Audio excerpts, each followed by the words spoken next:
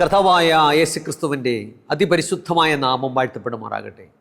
Good Samaritan ministries അവതരിപ്പിക്കുന്ന വിസ്മയ സന്ദേശത്തിൻ്റെ എല്ലാ മാന്യ പ്രേക്ഷകർക്കും വേഗമരുതവനായ കർത്താവായ യേശുക്രിസ്തുവിൻ്റെ നാമത്തിലുള്ള സ്നേഹ വന്ദനം. കർത്താവിൽ പ്രിയമുള്ളവരെ, വീണ്ടും ഈ നല്ല ദിവസത്തിൻ്റെ പുലർകാലത്തിൽ നമുക്ക് ദൈവത്തിൻ്റെ മാറ്റമില്ലാത്ത തിരുവചനവുമായിട്ട് ഒരുമിച്ച് കണ്ടുമുട്ടുവാൻ, കർത്താവിനെ സ്തുതിപ്പാൻ, മഹത്വപ്പെടുത്തുവാൻ കർത്താവ് തന്ന ഈ വിലപ്പെട്ട അവസരത്തെ ഓർത്ത് ഞാൻ കർത്താവിനെ സ്തുതിക്കുന്നു. കഴിഞ്ഞ രാത്രികാലം നമുക്ക് സുഖകരമായ ഉറക്കം കർത്താവ് തന്നു. നല്ല പ്രഭാതം കണ്ട് ഉണരുവാൻ അവിടുന്ന് സഹായിച്ചു. നമുക്ക് തന്നിരിക്കുന്ന എല്ലാ ദൈവിക അനുഗ്രഹങ്ങളെ ഓർത്തും നമുക്ക് കർത്താവിന് നന്ദിയോടെ സ്തോത്രം ചെയ്യാം. നമ്മുടെ പുതിയ ദിവസം നമുക്ക് തിരുവചനവുമായിട്ട് ആരംഭിക്കാം. ഈ ദിവസങ്ങളിൽ നാം ചിന്തിച്ചു കൊണ്ടിരിക്കുന്ന വിഷയം എന്താണ്? ദൈവരാജ്യം അവകാശം ആക്കാത്തവർ. കഴിഞ്ഞ 12 എപ്പിസോഡുകളായി നമ്മൾ തുടർച്ചയായിട്ട് ഈ വിഷയം ചിന്തിക്കുകയായിരുന്നു. ഇന്ന് അതിൻ്റെ 13ാമത്തെ ഭാഗത്തിലേക്കാണ് കടന്നു വന്നിരിക്കുന്നത്. ഇന്ന് നമ്മൾ ചിന്തിക്കുന്ന വിഷയം ജഡത്തിൻ്റെ പ്രവൃത്തികൾ, നമ്മളെ ദൈവരാജ്യത്തിൽ നിന്നും അകറ്റുന്ന ജഡത്തിൻ്റെ പ്രവൃത്തികളിൽ 13ാമത്തേതാണ് ചിന്തിക്കുന്നത്, അസൂയ.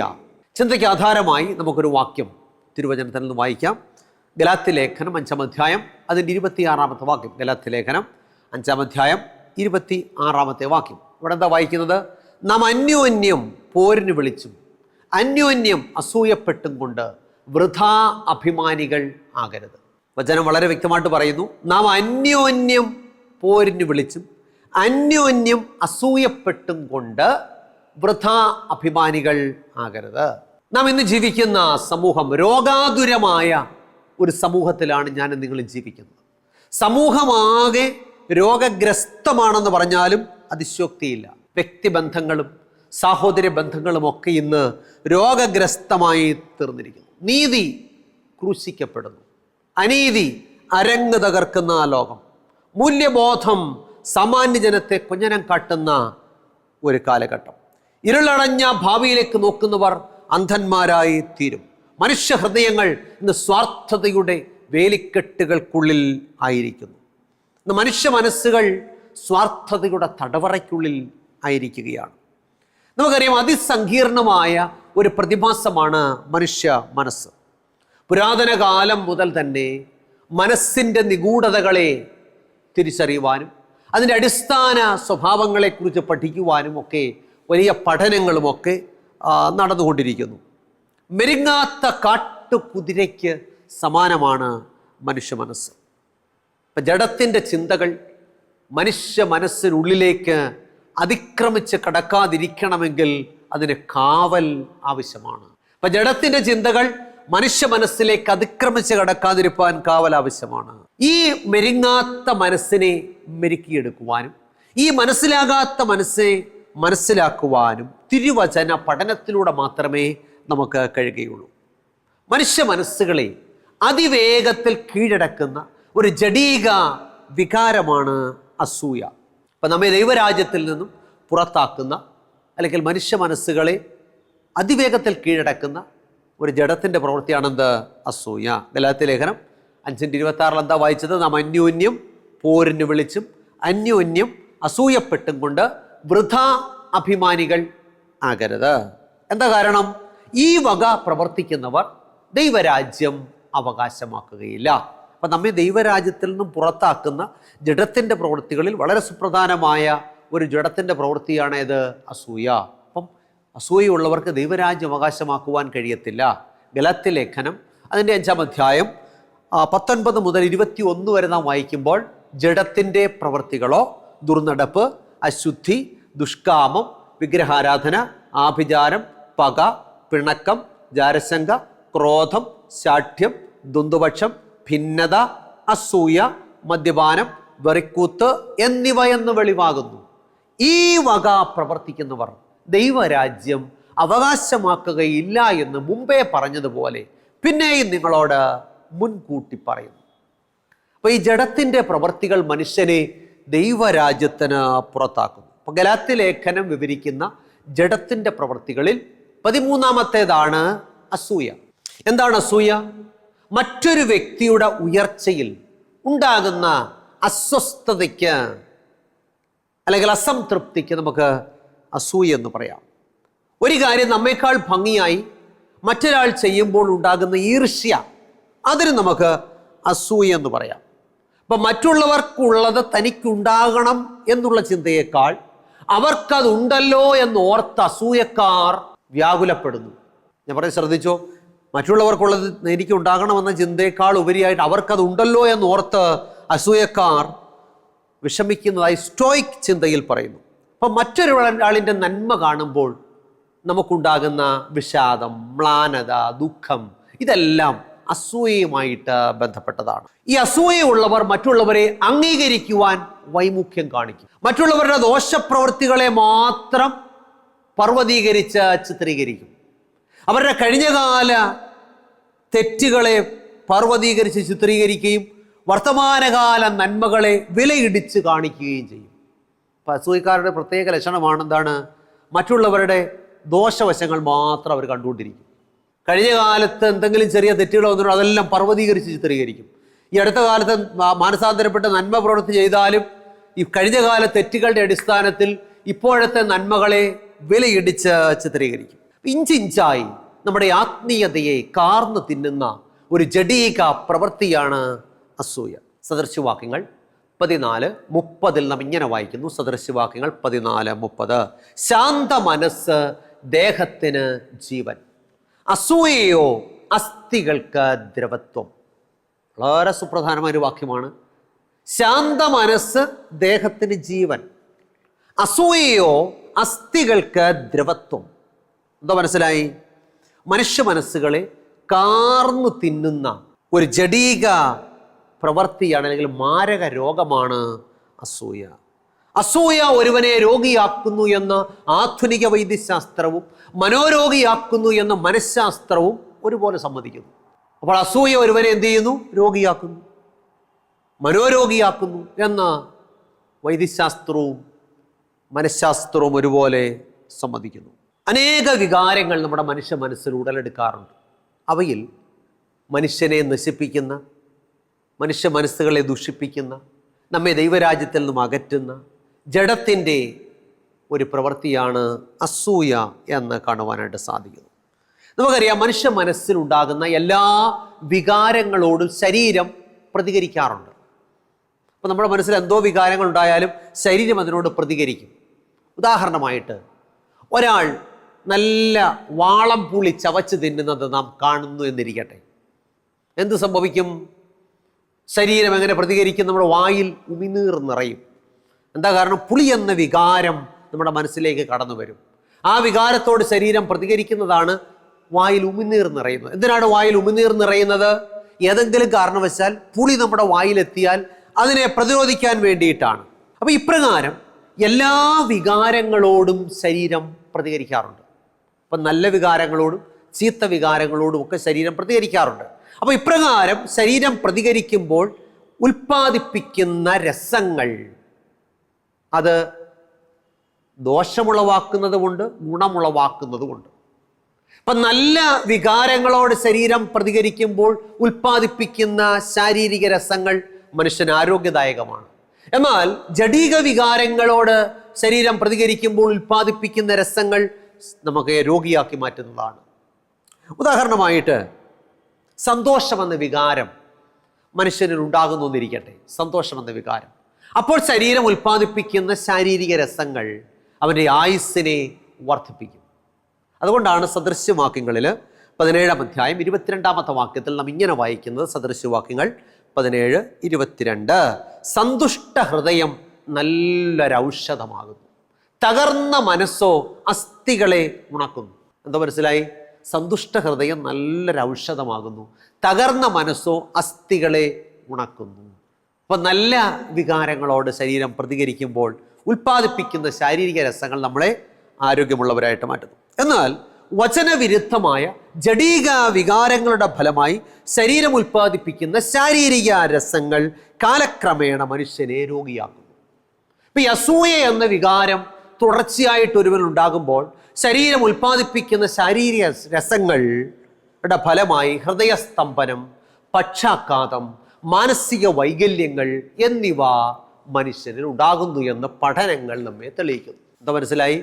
അസൂയ എന്ന വികാരം നമ്മിൽ കലശലായിട്ടുണ്ടാകുമ്പോൾ ശരീരം അതിനെ പ്രതിരോധിപ്പിക്കുവാൻ ഉൽപ്പാദിപ്പിക്കുന്ന ശാരീരിക രസങ്ങൾ കാലക്രമേണ ഹൃദയസ്തംഭനം, പക്ഷാഘാതം, മാനസിക വൈകല്യങ്ങൾ തുടങ്ങിയ രോഗങ്ങളിലേക്ക് നയിക്കുന്നു. നമുക്കറിയാം, ഒരു മാമ്പഴത്തിനകത്തിരിക്കുന്നൊരു പുഴു ആ മാമ്പഴത്തിനകം മുഴുവൻ കാർന്ന് തിന്ന് ആ മാമ്പഴത്തെ നശിപ്പിക്കുന്നത് പോലെ അസൂയ എന്ന പുഴു നമ്മുടെ മനസ്സിലിരുന്ന് നമ്മെ മുഴുവൻ കാർന്ന് തിന്ന് നശിപ്പിക്കുന്നു.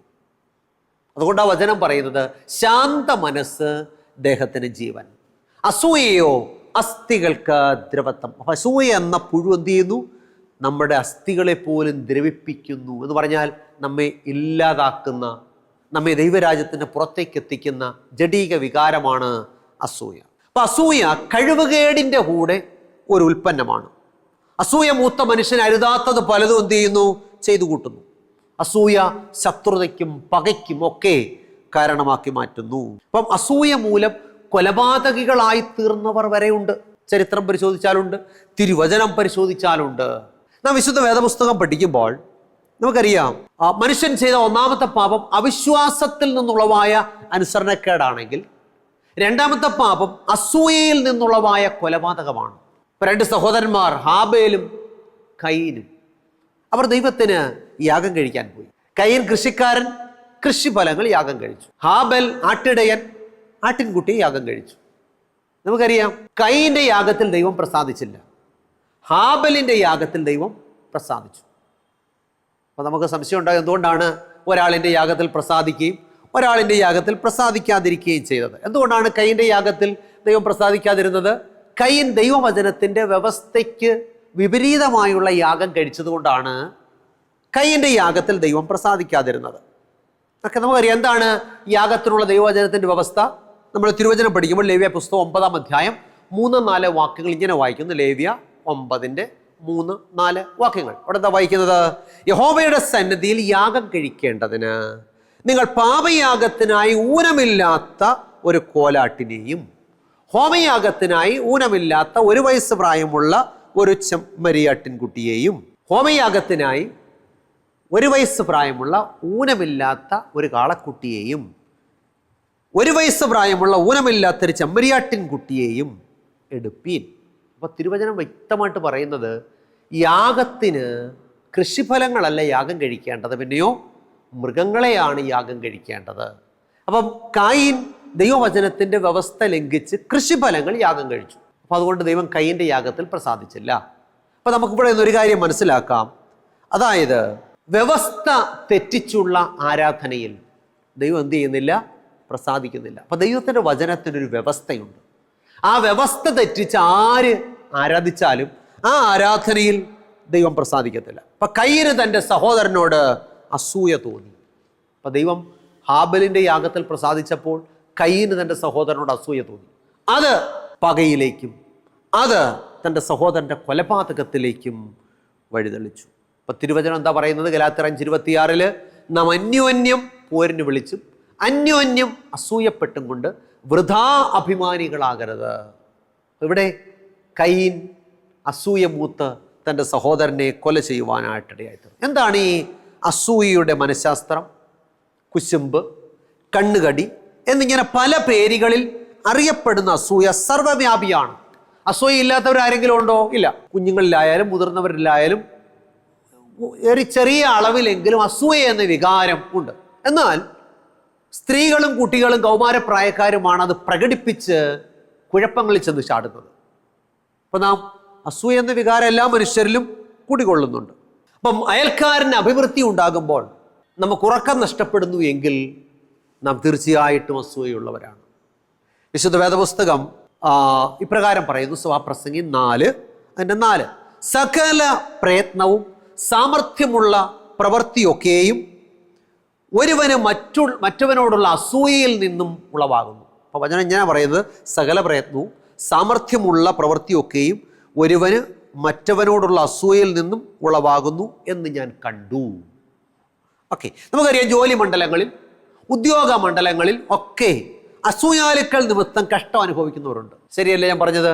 ഒരാൾ നന്നായിട്ട് ജോലി ചെയ്യുമ്പോൾ ഒരാൾ നന്നായിട്ട് പ്രവർത്തിക്കുമ്പോൾ മറ്റുള്ളവർക്ക് അദ്ദേഹത്തോട് എന്തുണ്ടാകും? അസൂയ ഉണ്ടാകാറുണ്ട്. നമ്മൾ തിരുവചനം പഠിച്ചാൽ നമുക്കറിയാം, ദാനിയേൽ, ശദ്രക്ക്, മെശക്ക്, അബേദ്നഗോ എന്നീ എബ്രായ ബാലന്മാർ ബാബേലിലായിരിക്കുന്ന സമയത്ത് അവർക്ക് നല്ല സ്ഥാനമാനങ്ങൾ ലഭിക്കുകയും അവർ നന്നായിട്ട് ദൈവഭക്തരായി പ്രവർത്തിക്കുകയും ചെയ്തപ്പോൾ അവരുടെ സുഹൃത്തുക്കൾക്ക് അവരോട് അസൂയ ഉണ്ടായതായിട്ട് നമുക്ക് കാണുവാനായിട്ട് സാധിക്കുന്നു.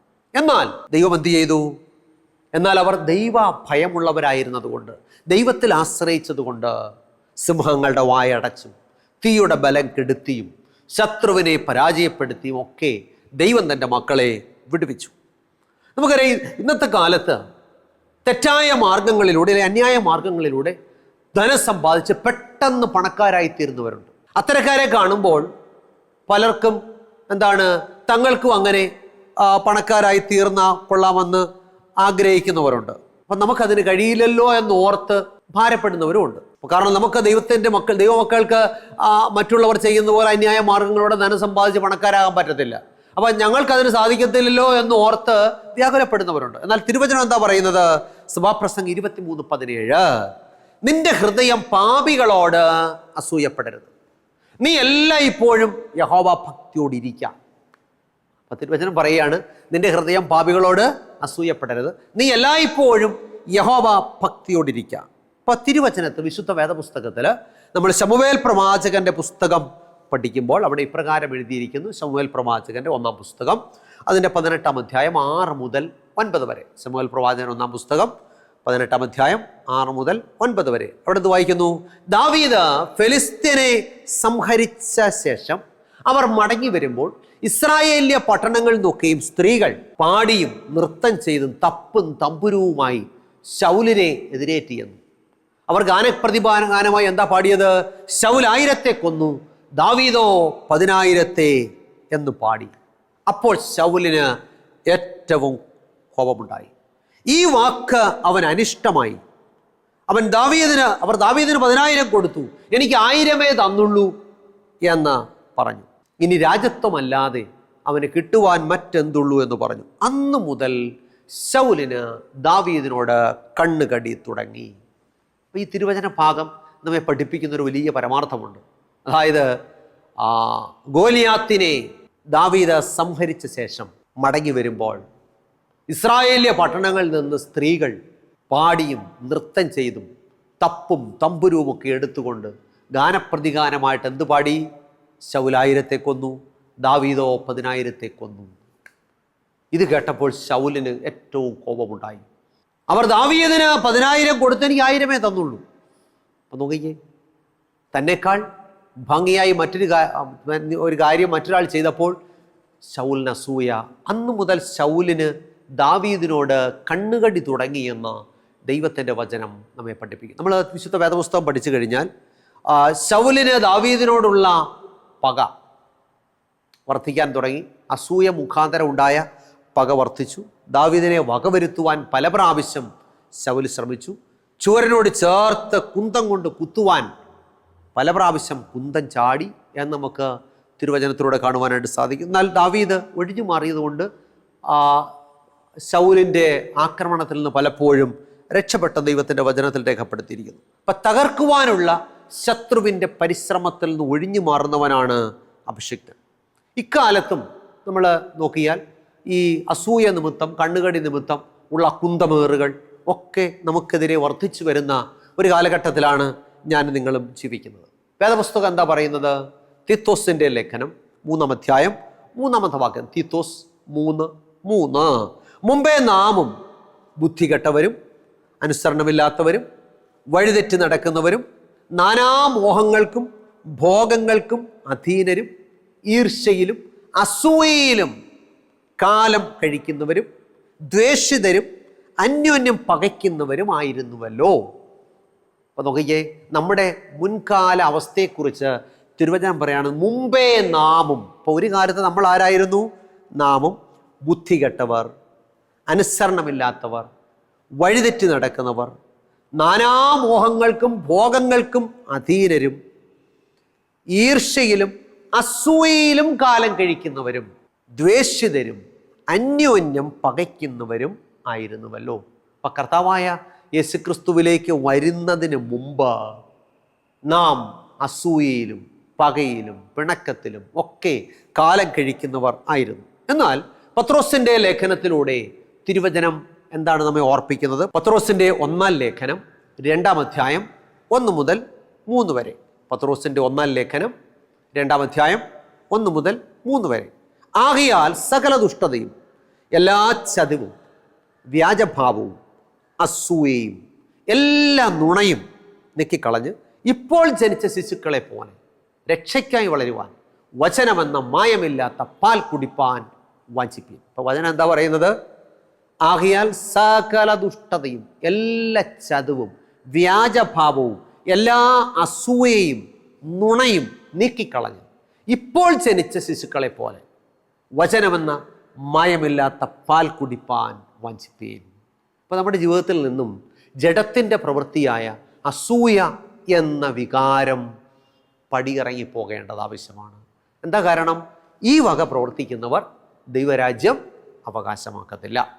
പ്രിയമുള്ളവരെ, നാം എല്ലാവരും ദൈവരാജ്യത്തിലേക്കുള്ള പ്രയാണത്തിലാണ്. കർത്താവിൻ്റെ 2ാമത്തെ വരവിന് വേണ്ടി നോക്കിപ്പാർക്കുന്ന ദൈവമക്കളാണ്. നമ്മുടെ പ്രധാനപ്പെട്ട ലക്ഷ്യം എന്താണ്? സ്വർഗരാജ്യം അവകാശമാക്കുക എന്നുള്ളതാണ്. അപ്പോൾ സ്വർഗരാജ്യം അവകാശമാക്കാതിരിപ്പാൻ പിശാച് നമ്മുടെ മുന്നിൽ വച്ചിരിക്കുന്ന ചില കെണികളുണ്ട്. അതേതൊക്കെയാണ്? ദുർനടപ്പ്, അശുദ്ധി, ദുഷ്കാമം, വിഗ്രഹാരാധന, ആഭിചാരം, പക, പിണക്കം, ജാരശങ്ക, ക്രോധം, ശാഠ്യം, ദ്വന്ദ്വപക്ഷം, ഭിന്നത, അസൂയ, മദ്യപാനം, ബറിക്കൂത്ത് എന്ന് വെളിവാകുന്നു. ഈ വക പ്രവർത്തിക്കുന്നവർ ദൈവരാജ്യം അവകാശമാക്കുകയില്ല. അപ്പോൾ ഈ ജഡത്തിൻ്റെ പ്രവൃത്തികൾ ഏതെങ്കിലും നമ്മിലുണ്ടെന്നുണ്ടെങ്കിൽ നമ്മൾ പരിശോധിക്കണം. ഈ 15 കൂട്ടം പ്രവൃത്തികളൂടെ പറഞ്ഞിരിക്കുന്നതിൽ ഏതിനൊക്കെ നമ്മൾ അടിമകളാണെങ്കിൽ അതൊക്കെ നമ്മുടെ ജീവിതത്തിൽ നിന്ന് മാറ്റേണ്ടതായിട്ടുണ്ട്. ഇന്ന് പ്രധാനമായിട്ട് നമ്മൾ ചിന്തിച്ചത് അസൂയ എന്ന വികാരത്തെക്കുറിച്ചാണ്. അപ്പം നമ്മൾ അസൂയുള്ള വ്യക്തികളാണെങ്കിൽ നമ്മുടെ ജീവിതത്തിൽ അതിനൊരു മാറ്റം ഉണ്ടാകേണ്ടതാണ്. തിരുവചനത്തിൽ എന്താ പറഞ്ഞത്? ഇപ്പോൾ ജനിച്ച ശിശുക്കളെ പോലെ നാം മാറേണ്ടതായിട്ടുണ്ട്. നമ്മുടെ ജീവിതത്തിൽ നിന്ന് എല്ലാ അസൂയയും നുണയും നീക്കിക്കളഞ്ഞ് ഇപ്പോൾ ജനിച്ച ശിശുക്കളെ പോലെ വചനമെന്ന മായമില്ലാത്ത പാൽ കുടിപ്പാൻ വാഞ്ചിപ്പീനെന്ന് ദൈവത്തിൻ്റെ വചനം പറയുന്നു. അതുകൊണ്ട് നമുക്ക് നല്ല തീരുമാനമെടുക്കാം ഈ നല്ല പ്രഭാതത്തിൽ. വചനം ഓർപ്പിച്ചല്ലോ, നാം അന്യോന്യം പോരിന് വിളിച്ചും അന്യോന്യം അസൂയപ്പെട്ടും കൊണ്ട് വൃഥാ അഭിമാനികളാകരുത്. അതുകൊണ്ട് കർത്താവേ, എന്നെ ഇതാ ദൈവകരങ്ങളിലേക്ക് സമർപ്പിക്കുന്നു. അസൂയ എന്ന ജഡത്തിൻ്റെ വികാരം എന്നിൽ നിന്ന് വിട പറയുവാൻ, അതിനെ അതിജീവിക്കുവാനുള്ള കൃപ കർത്താവ് എനിക്ക് നൽകണമേ. ഞാൻ പ്രാർത്ഥിക്കാനായിട്ട് പോവുകയാണ്. പ്രിയമുള്ളവരെ, നല്ല തീരുമാനത്തോടെ നല്ല പ്രതിഷ്ഠയോടെ നമുക്ക് പ്രാർത്ഥിക്കാം. കണ്ണുകളടയ്ക്കാം, പ്രാർത്ഥിക്കാം. അടിയങ്ങളെ അതിവാത്സല്യമായി സ്നേഹിക്കുന്ന ഞങ്ങളുടെ നല്ല ദൈവമേ, സ്വർഗസ്ഥ പിതാവേ, കർത്താവേ, ഈ നല്ല ദിവസത്തിൻ്റെ പ്രഭാതത്തിനായിട്ട് സ്തോത്രം. ഇന്ന് അടിയങ്ങളെ കേൾപ്പിച്ച മാറ്റമില്ലാത്ത തിരുവചനത്തിനായിട്ട് സ്തോത്രം. അവിടുത്തെ മാറ്റമില്ലാത്ത തിരുവചനം അടിയങ്ങളുടെ സ്വർഗീയ പ്രവേശനത്തിന് തടസ്സം നിൽക്കുന്ന അസൂയ എന്ന ജഡത്തിൻ്റെ പ്രവൃത്തിയെക്കുറിച്ച് ഇന്ന് അടിയങ്ങളെ കേൾപ്പിച്ചല്ലോ. കർത്താവെ, പലപ്പോഴും അടിയങ്ങൾ നാനാമോഹങ്ങൾക്കും ഇമ്പങ്ങൾക്കും അസൂയയിലും ഒക്കെ കാലം കഴിച്ചിരുന്നവരായിരുന്നു. എന്നാൽ കർത്താവായ യേശു ക്രിസ്തുവിനെ രക്ഷിതാവായി സ്വീകരിച്ച് മാനസാന്തരപ്പെട്ട് സ്നാനപ്പെട്ട് ഒരു പുതിയ വ്യക്തികളായി അസൂയ എന്ന വികാരത്തോട് വിട പറഞ്ഞ് വിശുദ്ധ ജീവിതം നയിപ്പാൻ അവിടുന്ന് അടിയങ്ങളെ സഹായിക്കണമെന്ന് പ്രാർത്ഥിക്കുന്നു. ഇന്ന് വചനം കേട്ട എല്ലാ പ്രിയപ്പെട്ടവരെയും കർത്താവ് അനുഗ്രഹിക്കണമേ. അസൂയ എന്ന വികാരത്തിന് അടിമപ്പെട്ടിട്ടുള്ള ആരെങ്കിലും അടിയനെ കേൾക്കുന്നുവെങ്കിൽ അതിനെ അതിജീവിപ്പാനുള്ള കൃപ പ്രിയ മക്കൾക്ക് നൽകണമേ. ഇപ്പോൾ ജനിച്ച ശിശുക്കളെ പോലെ നിർമ്മലതയുള്ളവരായിട്ട് മാറുവാൻ പ്രിയ മക്കളെ കർത്താവ് ഒരുക്കണമേ. ഇന്ന് കേട്ട വചനം അടിയങ്ങൾക്ക് ആർക്ക് ശിക്ഷാവിധിക്ക് കാരണമാകാതെ നിത്യജീവൻ അടിയങ്ങൾ അവകാശികളായി തീരുവാൻ എൻ്റെ കർത്താവ് ഇടയാക്കണമേ. എല്ലാ മാനവും മഹത്വവും കർത്താവ് എടുക്കണമേ. യേശു ക്രിസ്തുവിൻ്റെ ധന്യമുള്ള നാമത്തിൽ ഏറ്റവും താഴ്മയായിട്ട് യാചിക്കുന്നു. അടിയങ്ങളുടെ പ്രാർത്ഥന കേൾക്കണം നല്ല പിതാവേ, ആമേൻ. കർത്താവിൽ പ്രിയമുള്ളവരെ, ദൈവമായ കർത്താവ് നമ്മെ സഹായിക്കട്ടെ. എല്ലാ ഞായറാഴ്ചയും രാവിലെ 6:30 ജയ് ഹിന്ദ് ചാനലിലുള്ള ഈ സംപ്രേഷണം നിങ്ങൾ കേൾക്കുക, കാണുക, മറ്റുള്ളവരോട് പറയുക.